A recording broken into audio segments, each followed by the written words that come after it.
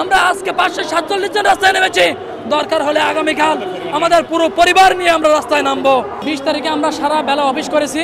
ঠিক সন্ধ্যার টাইমে আমরা যখনই আমরা অফিস কাজ গুছাই আমরা বাসায় চলে যাব, ঠিক তখনই আমাদের অফিসে পার্সোনাল মেইল এবং আমাদের অফিসের বিএমজিআরে বিনা কারণে আমাদেরকে ইমেইলে টার্মিনেট লেটার পাঠিয়ে দেওয়া হয়েছে।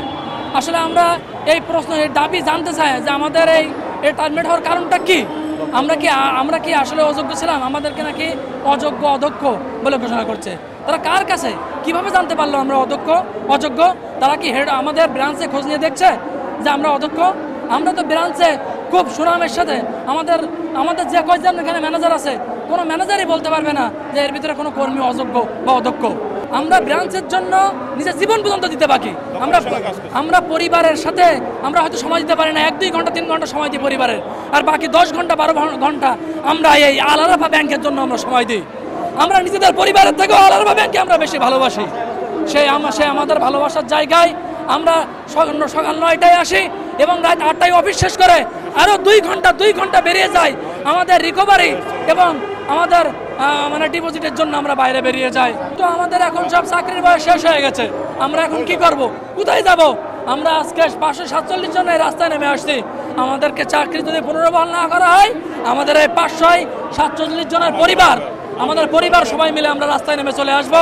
আমরা পুরো দেশবাসী আমাদের বর্তমান আমাদের যে সরকার প্রধান আছে, এই সরকার প্রধান যে উপদেষ্টারা আছে, আমরা তাদের কাছে আবেদন জানাই আমাদেরকে কেন আমরা এটা করলো, আমাদেরকে বাঁচে আমরা দাবি জানাই আমাদের কি কারণে আমাদেরকে চাকরিচ্যুত করা হয়েছে, এটা আমাদেরকে বলতে হবে, আমাদেরকে স্পষ্ট বলতে হবে আমাদের কি কারণে চাকরিচ্যুত করা হয়েছে। 2024-এর জুলাইয়ের গণ অভ্যুত্থান কি এরকম এইসবের জন্য কি গণ অভ্যুত্থান? আমাদের ভাইয়েরা হাজার লাখো ভাইয়েরা আমাদের রক্ত দিয়েছে, তাদের জীবন দিয়েছে কি এইসব করার জন্য, এরকম দুর্নীতি করার জন্য? তারা নতুন পরিচালনা পরিষদ এইভাবে দুর্নীতি করবে? এরকম দুর্নীতির জন্যই কি আমাদের ভাই বোনেরা লাখ ভাই বোনেরাকে জীবন দিয়েছে? এর উত্তর এবং সঠিক জবাব দিতে আমাদেরকে চাই। না দেওয়া পর্যন্ত আমরা রাজপথ থেকে নামবো না। আমরা আজকে 547 জন রাস্তায় নেমেছি। দরকার হলে আগামীকাল আমাদের পুরো পরিবার নিয়ে আমরা রাস্তায় নামবো। দরকার হলে আমরা আমরণ অন্বেষণ করব। হয় আমাদের চাকরি ফিরিয়ে দেবে, না হলে আমাদেরকে দরকার হলে গুলি করে মেরে ফেলাক। এই জীবন রাখার চেয়ে না রাখা ভালো।